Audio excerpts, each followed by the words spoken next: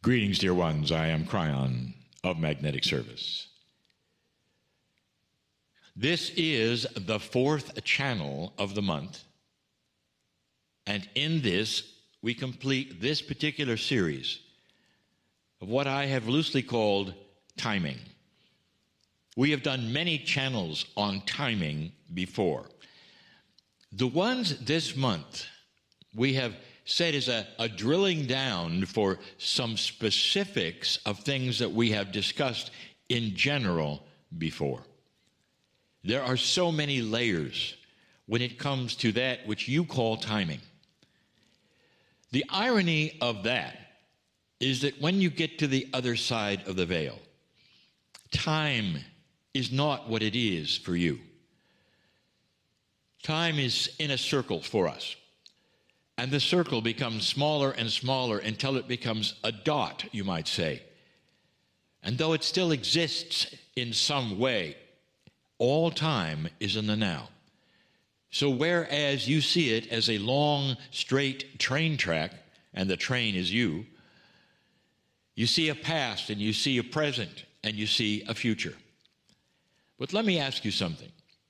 If that train that you see, that used to be in the past, and is traveling right now, and is going to the future, if you see that in your mind as a straight track, would you be aware that there is no now, because that train of yours is always moving from the past to the future? It never stops. So therefore, you have to redefine the now.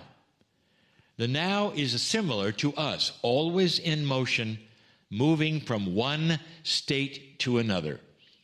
If you take that train that is a straight track and you move it into a circle and you make it smaller and smaller, then the train simply goes around the same circle. That is as an explanation of how we see you and how time works on this side of the veil. There is really no time. We see what you think is the past, and because it is in your Akash, you're using it, and therefore it is in the now.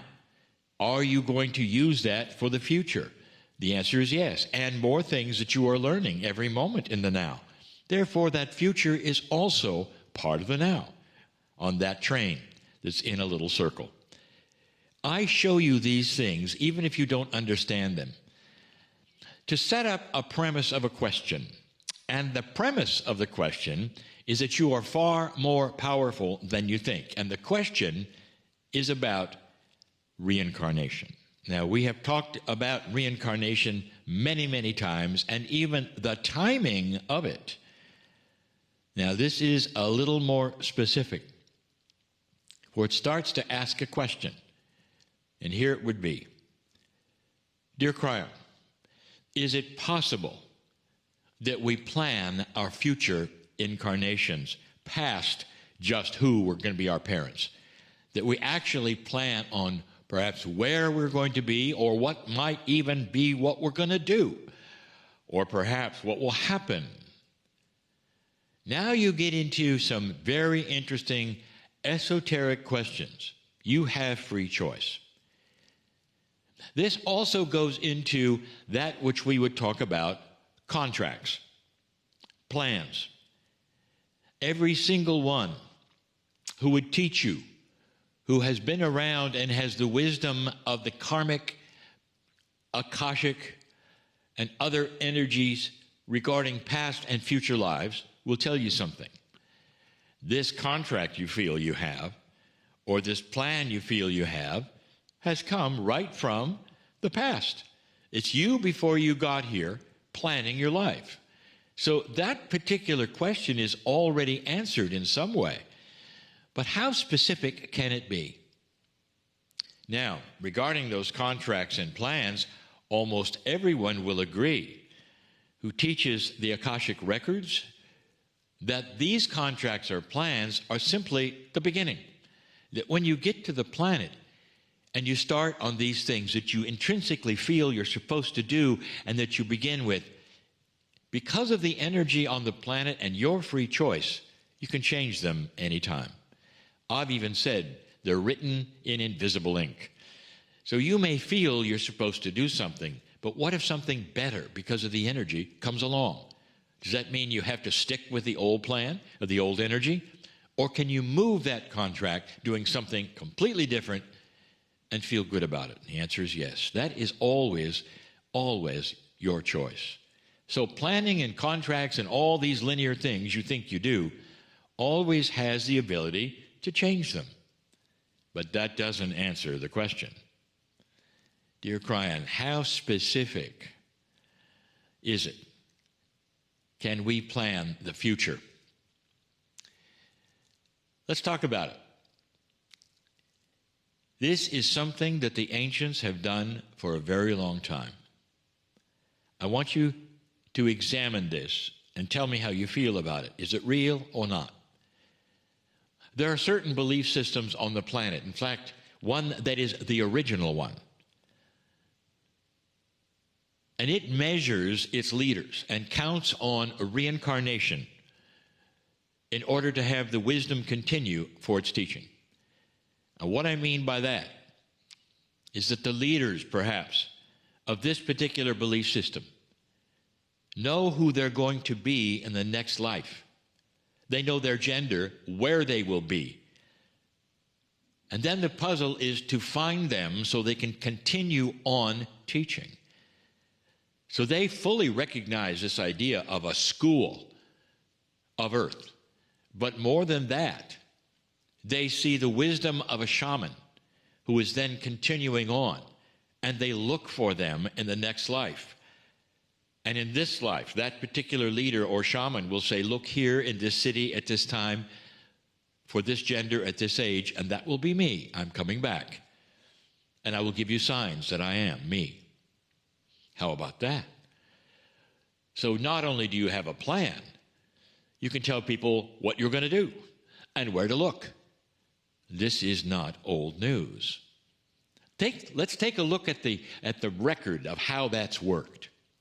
For this particular belief system takes that individual when they're very young, 6 to 10 years old, finds them as they're supposed to, and then they'll train them. There has to be an intelligence there because they will send them overseas, so they will learn multiple language. They'll come back. They'll send them to high educational schools so that they will be wise and educated. And every time that has happened, those individuals have taken on that task and been very good at it, like they simply were remembering. What are the odds that if this was random, that you would have somebody who could do that? And that's what I want to show you. It works. Other belief systems that are similar to that have chosen the Rinpoches in the same way. They go to the village and they look for the children who will reincarnate Rinpoches. Those are leaders. And they train them and they teach them in the same way. This is a system of planned reincarnation, and it works. So let's go back to the question. How specific does it get? And the answer is as specific as you want. Dear one, old soul, listen to me.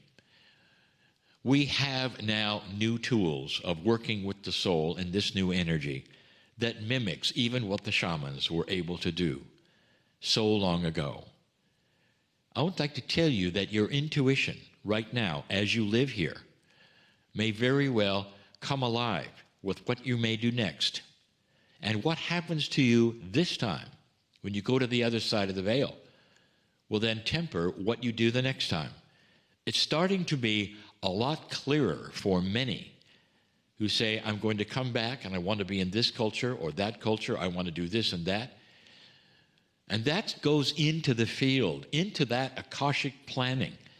It's almost like you are, again, giving a menu to what you will do next time.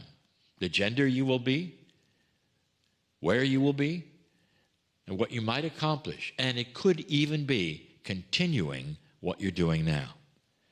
There have been so many cases where those creatives have done this, especially those in music, where they will come back into the planet and continue where they were.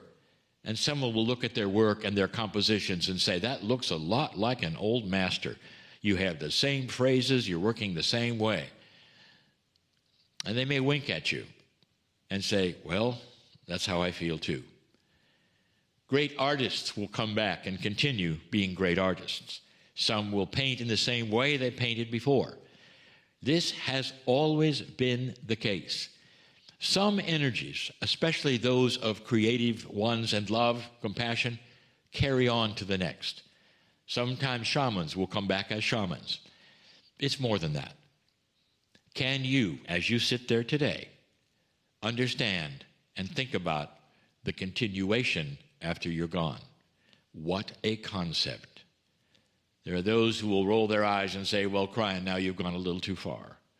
And I will tell you, just look at what has already been accomplished and what has already been done for hundreds of years in those places that do them and believe in them.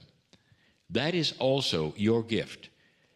Now, in the circle of 12 tonight, I'm going to go further, much further, and I'm going to ask a question. Can you see the future of your own incarnation next time, and what you might do, and what your task might be? Not the one you plan. Can you actually see yourself doing it? That would then perhaps even void out, can you control the future or not? We're going to discuss that in just a little while for the Circle of 12, for the members. Everyone can hear these channelings. They are complete as they are. Sometimes we'll give a little more into the Circle of 12. And that's why it exists, to help you understand yourself and your healing and how magnificent you are. And so it is.